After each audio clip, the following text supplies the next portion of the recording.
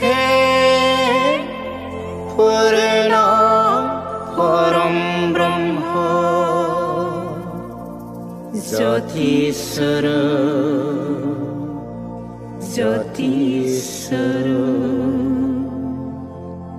गिबि गिबियावनो ब्रह्म गियान चेनेलनिसिम आंनिफ्राय खुलुमनाय आरो सिबिनायखौ जासिग्रोनाय थाबाय।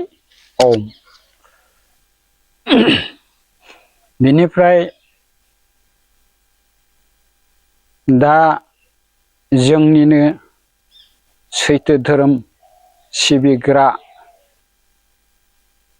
ब्रह्म गियान चेनेल नायग्राफोरनिसिमबो आंनिफ्राय गोरबो सिंनिफ्राय बयनिसिमबो आंनि सिबिनाय अननाय खुलुमनायखौ जासिहरग्रोनाय थाबाय।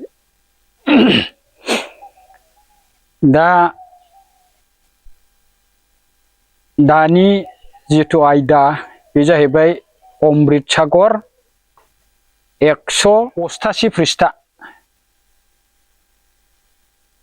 शक मुक्ति। मानो होनबा थैखांनायनि उनाव मानसिफ्रा दाहा गारोना, बे दाहा गारनायनि सोमोन्दै आरो शक मुक्ति दाहा फोजोबनाय।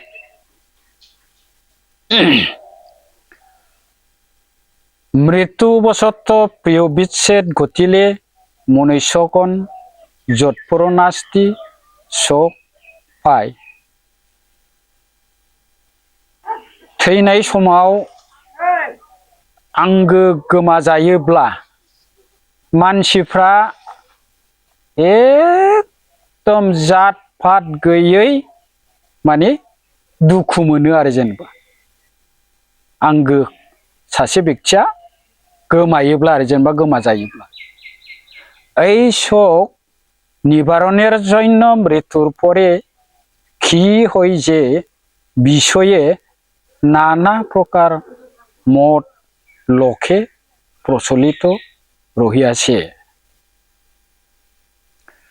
बेवहाय बुंबाय बे दुखु एबा बे दुखुखौ फोजोबनायनि थाखाय थैनायनि उनाव मा जामारो बे बिथिङाव बायदि बायदि रोखोमनि माने गावबा गावनि साननायखौ आरो जेनेबा मदखौ मानसिफ्रा ओरैबायदि माने खामानि मावो आरो एबा मावगासिनो दं आरो प्रचलित रहियाছে।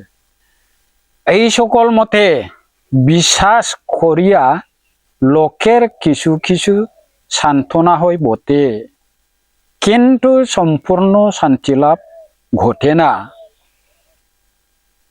बे गासैबो मदनि फोथायनाय बेखौ मानसिफ्रा हयथ' गावबा गावनि नेमखान्थि बादियै एसे माने सान्थना जेनेबा गोजोननाय मोननो हागौ होनदों आरो गावबा गावनि नेमखान्थिखौ मानिबाय नालाय।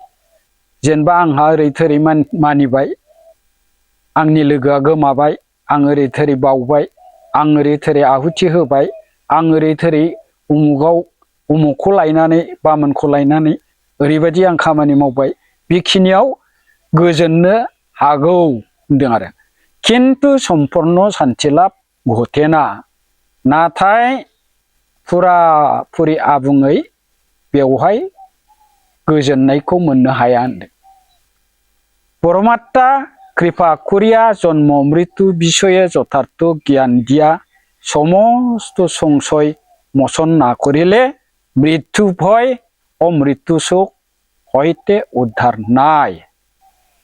बेवहाय बुंबाय आंगो जिउमाया एबा इसोरा अन्नानै जोनोम आरो थैनायनि बिथिङाव गुबैथार हिसाबै गियानखौ होनानै गासिबो गिनायखौ जुदि नों फोजोबाब्ला होमबाना मा होनदों थैनायनि गिनाय आरो थैनायनि दुखुनिफ्राय मालाबाबो रैखा मोना होनदों परब्रह्मआ जुदि बेखौ माबा मोनसे गियान होनानै बेखौ मिथिहोआब्ला आरो तमरा अनादिकाल तमा थाहातेसिले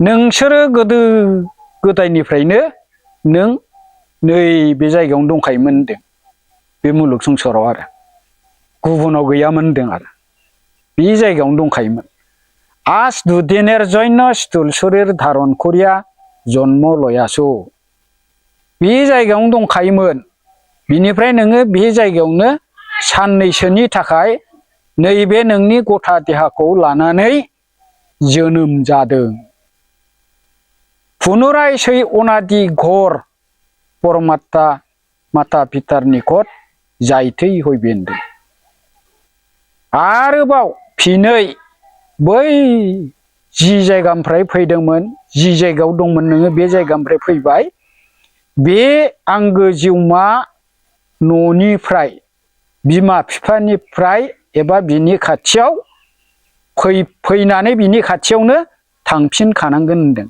जायथै हयबे होनदों केह 10 दिन आगे केह 10 दिन परे এই পর্যন্ত सोरबाया 10 दिन सिगां थैदों सोरबाया 10 दिन उनाव थैदों बे रोखोमनो आरो बेबायदि कि गियानी कि अज्ञानी कि गृहस्थ कि ऋषि मुनि अवतार सकलकै परमात्मा रूपी घरे जाइते हইবে इहा निसंशय ध्रुव सत्य होनदों मा गियानी मा अज्ञानी मा नखर गृहस्थ मा ऋषि मा मुनि मा अवतार बयबो आंगो जिउमा महरनि न'आव थांफिनखानांगोन होनदों बियो एकदम निसंशय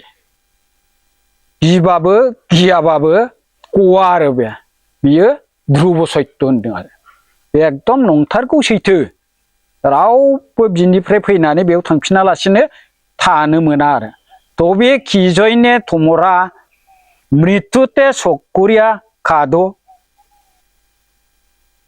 होनबालाय मानि थाखायथो नोंसोरो थैनाय समाव दुखु खालामनानै मानो गाबो मा खारनाव बेखौ होनदों आरो যদি এমন হইতে যে যাহারা মরিয়া গিয়াছেন তাহারাই মরিয়া গিয়াছেন তোমরা মরিবে না চিরকাল এই স্থূল শরীর লইয়া থাকিবে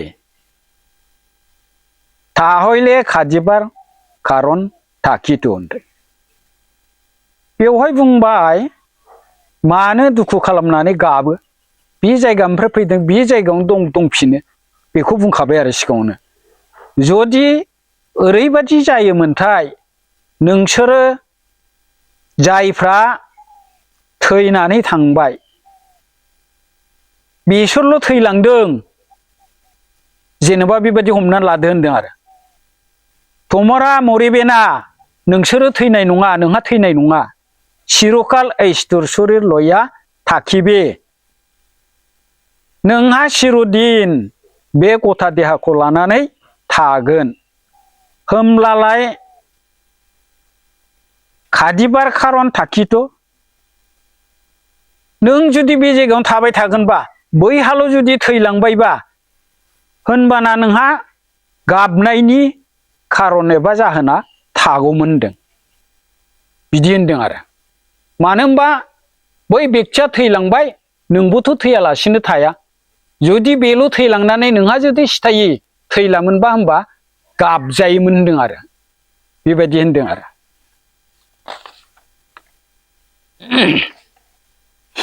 गम्भीर शान्त सिक्ते बुजिया देखो गोथौ आरो गोजोन गोरबोजों बुजिनानै नाय जे प्रिय व्यक्ति मरियासेन তিনি যদি পরমাত্মার না হইয়া তোমার হইতেন তাহা হইলে তোমাকে সারিয়া পরমাত্মার নিকট যাইতেন না बेवहाय बुंबाय नोंसोरो बुजिनानै नायदो होनदों।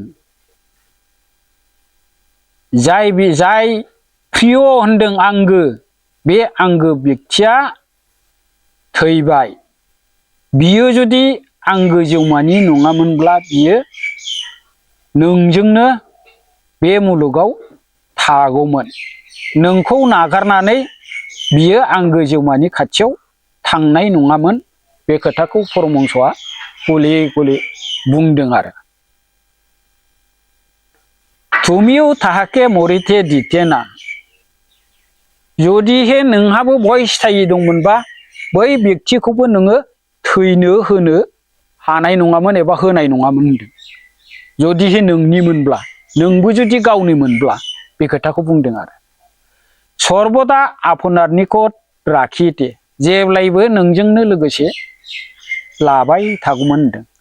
किन्तु तिनिও थाकिते पारेन ना आर तुमिও राखिते पारेन ना होनबाय। नाथाय तिनिও थाकिते पारेना, बेबो बे संसाराव सिथायै हिसाबै थानो हाया आरो नोंबो बेखौ लाखिबाय थानो हाया, बेखौ बुंदों। तुमी तिनि ओ सकलै परमात्मार सामग्री, बे नों बयबो आंगो जिउमानि मुवा होनदों। सामग्री मुवासो होनदों आरो। मानो होनबा जों बाहायजाग्रासो बे संसाराव। जों माने उजिफैदोंसो नालाय। परब्रह्म ज्योति स्वरूपा जोंखौ सोरजिहरदों। जोंखौ माबा मोनसे बिबान होनानै, मावहोनानै दांहोनानै, न' बां गथ' गथाय हाबा हुखा जानानै बेबादि सोलिनायखौ बिसोर सोलिहोगासिनो दं, बिसोर दैदेनहोगासिनो दं आरो, एबा दैदेनगासिनो दङ आरो। बेबायदि आरो। परमात्मा আপনি আপনাকে সংকোচ ও প্রকাশ করিতেছেন। आंगो जिउमाया नोंखौ आरो बयखौबो सानसे बोख्रबनानै लांफिननानै बेनो नुजाहोफिनदों आरो। बेबायदिसो आरो। परमात्मार प्रिय জ্ঞানবান ব্যক্তি জীবনে মৃত্যু হন। তিনি স্থূল শরীরে থাকিয়াও জ্ঞানস্বরূপ मुक्त। आंगो जिउमानि प्रिय होनदों आंगो, बै इसोरनि आंगोसे आंगो गियानबान व्यक्तिनि जिबना मा होनदों, थांनानै थासेयावबो बे गियानिफ्रा मा होनदों, थैखानाय। गियानिफ्रा बिदि आरो। जेनेबा जों अगियान, जोंहा थैजानो गिनाय, नाथाय गियानिफ्रा गोथाङै थानाय समावबो थैखानायसो होनदों आरो गावसोरखौनो आरो। मानो होनबा सिथाय नंखायाबा थैखागोन सानसे। तिनि স্থূল शरीरे थाखियाव गियान स्वरूप मुक्त। बियो गथा देहाखौ लानानै बियो गियान महरै मुक्तनो आरो फिसा, मुक्तिखा। थैयाखै, मुक्तिखा। बयबो मुक्तिखा आरो, रावबो थैया। बिनिखायनोथ' परमहंसआ श्राद्ध होनायखौ बादा होबाय थानाय आरो। बादा होनाय खोथाखौ लिरनानै गालांदों आरो। खरं खैलां गिथायाव दङ। आं बेखौ लिरफैदेराखै, किन्तु आं नायनानै दङ, थाखादों। मानो होनबा नोंसोरो बिसोरखौ भस होनानै, श्राद्ध होनानै मालाबाबो भुताव दादोन होननानैसो लिरलांबावदों आरो। बेबायदि आरो। जोंहा आरो बिराद मोजां मोनो दा भस होनो, श्राद्ध होनो, दसा गारनो। बिराद एकदम गाव गावनि साननायखौनो जानाय बादि मोननानै लानानै दिनैसिमबो परमहंसनि 6 खान बिजाबखौ दोनथ'नानै दसा गारो, श्राद्ध होयो। दिनैसिमबो मानिगासिनो दंबावो आरो माखासे जोंनि सैथो धोरोम फालिग्रा व्यक्तिफ्रा आरो। माब्लाबाबो परमहंसनिखौ बिसोरो नायनानैबो नुयैबादि सिरि थायो।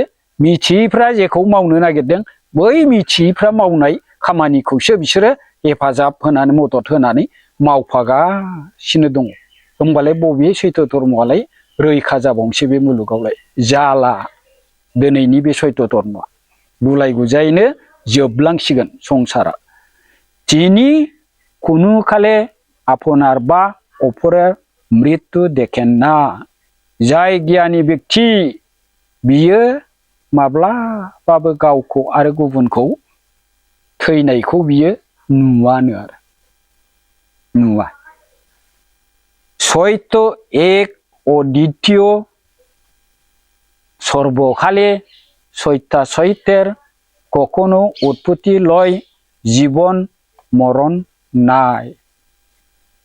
सैथोआ मोनसे आरो नैथि गासैबो जिखुनु समावनो सत्य असत्य बियो माब्लाबाबो उजिया जोबा जिउ थैनाय गैया होनदों सत्य आरो जा दं बियो दंखायो आरो जेरैहाय सत्य बुस्थुआ बबे नोंनाव आंनाव थानाय नैबे जे जिउ महर अर आत्मा बे बुस्थुआ थैया नैबे जोंनि पन्चतत्वजों दाजानाय बे जड़ मुवायाल'नो बे थालाङो आरो परमहंसनि मथे आरो ओंखायनो जोंबो परमहंसआ जेखौ थिनदों बे मथेसो जोङो खामानिफोरखौ मावनानै दिनै सोरखिलांनो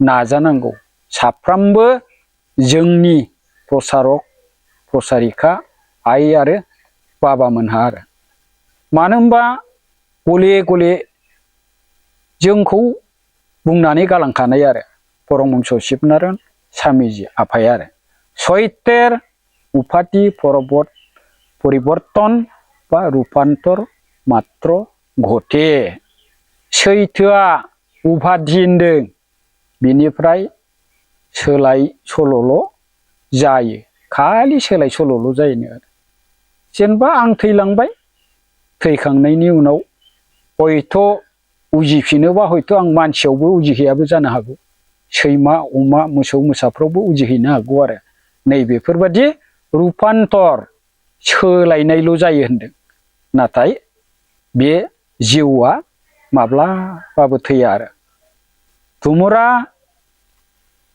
কোনো বিষয়ে শখ বা চিন্তা করিও না नोंसोरो बबेबा बिथिङाव दुखु बा सिन्था मालाबाबो खालामनाङा दाथ' बयखौबो जोङो रावखौबो सिन्था खालामैखौनो नुवा सिन्था खालामो थैनाय समबाथाय गाबला गाबलि बिराद दुखु नांनाय आरो बेफोरबायदि आरो ओंखायनो बेफोरनिफ्राय जोंखौ गोजानाव थानो थिनदों परमहंस शिबनारायण स्वामीजी आफाया आरो जों माने अज्ञान गियानिफ्रा गाबा होनदों गियानिफ्रा थांनानै थानायाव गोथैखा आरो रावखौबो थैनाय नुवानो रावखौबो थैनाय नुवा भागवतआवबो श्री कृष्ण बे खोथाखौ बुंदों आरो रावबो थैया मुलुगाव होननानै बे पन्चतत्वआ थालांनायखौनो थैनाय होनो आरो हाजों दाजानाय दैजों अर बार अख्रांजों दाजानाय बे जड़ बुस्थुआल' थालाङो आरो बेबायदि आरो बेनिखायनो मोनसेल' बे सैथो माने ज्योतिस्वरूपनि बाहागो अर बे अराल'नो थैखांनायनि उनाव बै ज्योतिजों गोरोबहैयो बिनिफ्राय पुनराय जोनोम होनांगौबा बे ज्योतियासो जोंखौ जोनोम होफिनगोन आरो बेबायदि आरो नाथाय बे मुलुग संसारनिफ्राय रावबो बबेबा मुलुगाव थांगोन एखेबारे सिथायि हिसाबै गोमानानै थाहैसिगोन बे नङा गियानिफोरनि मेगनाव आरो তোমরা সকলে एक हृदय হইয়া सुखी ससन्ते काल जापन करो नोंसोरो एक गोरबोजों सुगै गोजोनग्लाय गोजोनै दिनखौ थांहो बेबायदि दुखु जानो नाङा होनदों आरो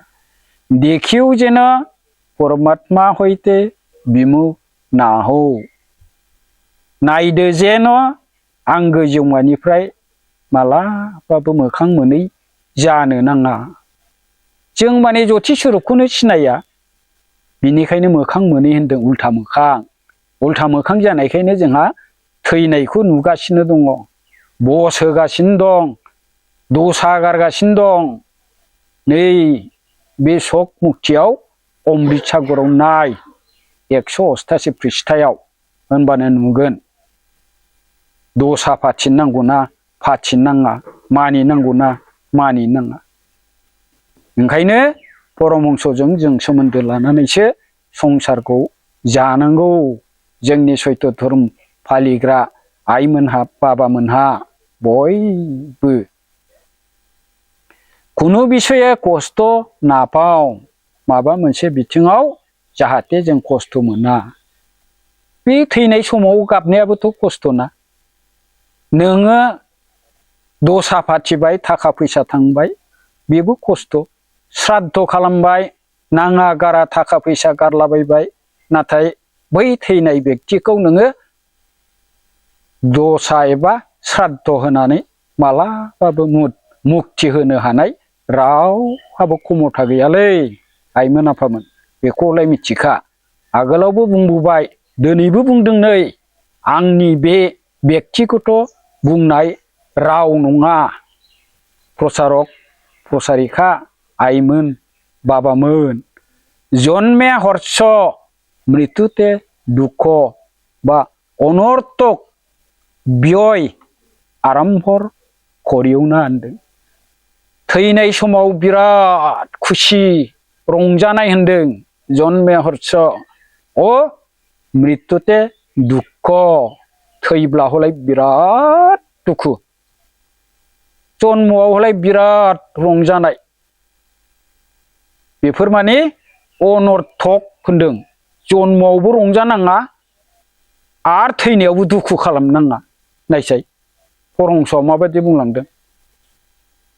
दा आरो बेफोरखौ रग' रग' बुंनानै हरसेयावबो बे बेदां बाबाया जानला मोनला बुंलाबाय थायोलै खिथालाबाय थायो नै ओरैयावसो थांगोन आरो। दाख्लैनि आगोलनि होनायखौबोथ' सोरबा सोरबाबा एकदम बिदाय होनाय नेमफ्रा थानांगौ मानांगौ नै बेफोरबायदि आरो।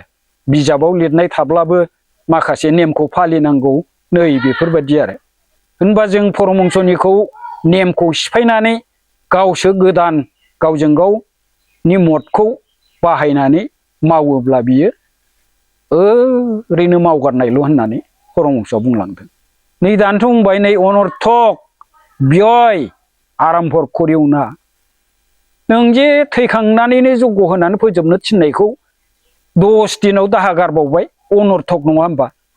आरो जेनेबा बहाय व्यय खालामबाय अनर्थक आरो आरम्भर करिउना होनदों। बेखौ सानब्रायनाय मावनो नाङा होनदों खालामनाङा।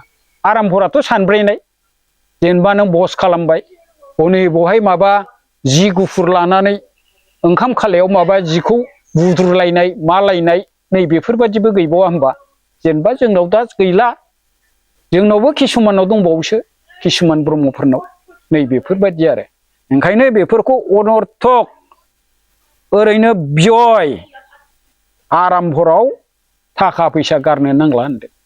जेबो फिथाइ गैया आरो बहाय बेबायदि आरो। बेनिखायनो गले गले खावलायदों परमहंस शिबनारायण स्वामीजी आफानि सत्य धर्म मानिग्रा फालिग्रा बेक्ति प्रसारक प्रसारिका आइमोननि खाथियाव खर' गंग्लायै गले गले खावलायनाय थायो जाहाथे जों परमहंसनि असे शिष्यब्ला परमहंसनि असे जों जुदि एखेबारे बै जि समावनाखि जोङो दिक्षा लादों दिक्षाखौ आजावदों क्रियाखौ आजावदों बै समाव मा मा होननानै जोङो सतबांसा लानानै जों बे परमहंसनि माखासे सयखाननि गेजेराव थानायखौ मावफुंनो होननानै सतबांसा जानायखौ जोङो साफ्रोमबो प्रसारक प्रसारिका आइ आरो बाबामोनहा गोसोआव लाबो। नङाब्ला जोङो बै ज्योतिस्वरूप आफानि खाथियाव दाय गोनां जागोन। बेखौ हले मिथिखा। दाय जायाखै नंदों नामा नोंसोरो दाबो? जादों। दाया माबायदि जादों मिथिगौ नोंसोरो? दा नै सयखान बिजाबनिफ्राय खिथागासिनो दं नंगौखौ खिथागासिनो दं।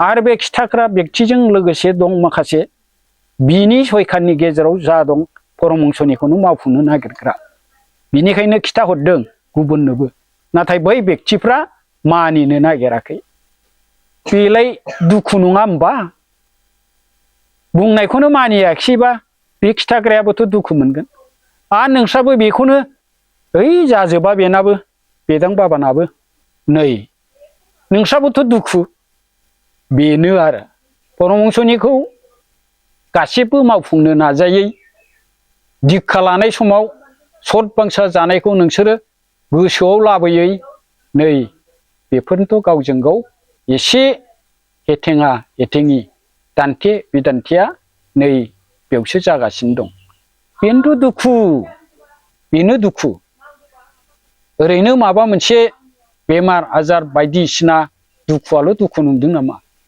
नोंनि आंनि खोथा मानिलायै गनायलायैयानोथ' बेबो दुखु मानि थाखाय मानिलायै जाखो मानि थाखाय गनायलायै जाखो निस्सय जोंहा बेवहाय इसोरनि खाथियाव परमहंस शिबनारायण स्वामीजी आफानि खाथियाव परमहंसनि जिथु बुंथिलांनाय खिन्थालांनाय बेफोरखौ जों मावफुंजोबनो हायैयाव अगियान जोंनाव आध्यात्मिक गियान गैयैयावनो जोङो गावजों गाव माखासे खोथाफोरखौ मिथिजोबलायैयाव बिदिनो दान्थे बिदान्थे जालायनायाव जोंहा दुखु नांलायनो गोनां जादों आरो जाहाथे जोङो दिनै बै सतबांसा लानायखौ जों साफ्रोमबो गोसोआव लाबोदो जाहाथे जों सयखाना जेखौ थिनदों बेखौल' मावफुंनानै रायजो राजा आइ आफा बिदा फंबाय बिब' बिनानाव बोराय बेन्थ बयनोबो नंगौखौ खिन्थानानै गालांनानै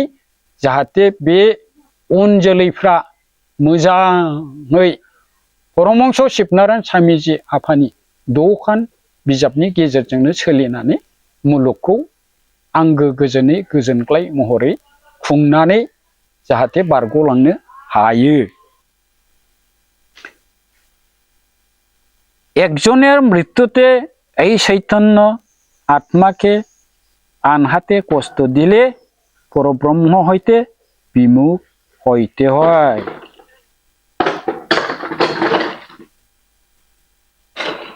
सासेया थैबाय बिनिफ्राय बे गोथां जिउखौ नोंनाव जे गोथां जिउ दङ अर महरै नोंहाथ' थैयाखै बैनासो अरा बारग'लांदों बेखौ अनाहारे होनदों जायालासिनो खस्थ' दाहो आं गोजौमानिफ्राय मोखां मोनै जायो होनदों जुदिहे जाया लोङा थायोब्ला सोरबाथ' साननै गाहाम जानो नागिरा गावनि न'खरनि सोरबा एखेबारे गोनांथार सुबुंफ्रा जुदिहे आनज्रायलाङोबा आरो बेबायदि आरो बेनिखायनो गले गलेसो खावलायदों जाहाथे श्राद्ध दसा बेफोरखौ जोङो उथायनांसिगौ जायफ्रा मिथिग्रा बे बेक्तिफोरनि आखाइजों आरो मिथियैफ्राथ' आरो जेरै मोनो एरैनो मावो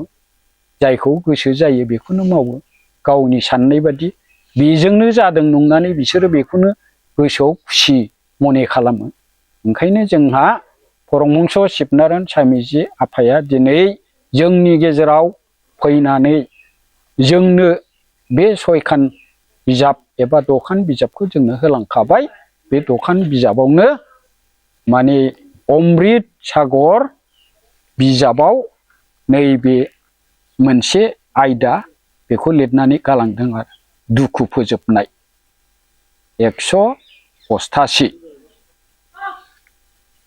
बेखौ नायदो नाथाय 188 होननाय लोगो लोगोनो हक मुक्ति मोनगोन नालाय नोंसोरो बेवहाय गुदिनिफ्राय नङा दै आं माने गेजेर ससेनिफ्रायसो गोलावथार बियो ओंखायनो आं गोनां आयदाखौल' माने सामख'नानै लिरनानै दा बेवहाय नोंसोर आइ आरो बाबामोननो फरायथिनानै होनाय जादों दिनै बे हक मुक्तिनि सोमोन्दैयै सुंद'यै आं बेखौनो बुंथिनानै आइ आरो बाबामोननि खाथियाव दिनै बे ससेल' बुंथिनायखौ बेयावनो दोनथ'नाय जाबाय ओम शान्ति ओम शांति ओम पुण्य परब्रह्म ज्योति स्वरूपाय नमो नमो ओम सद्गुरु।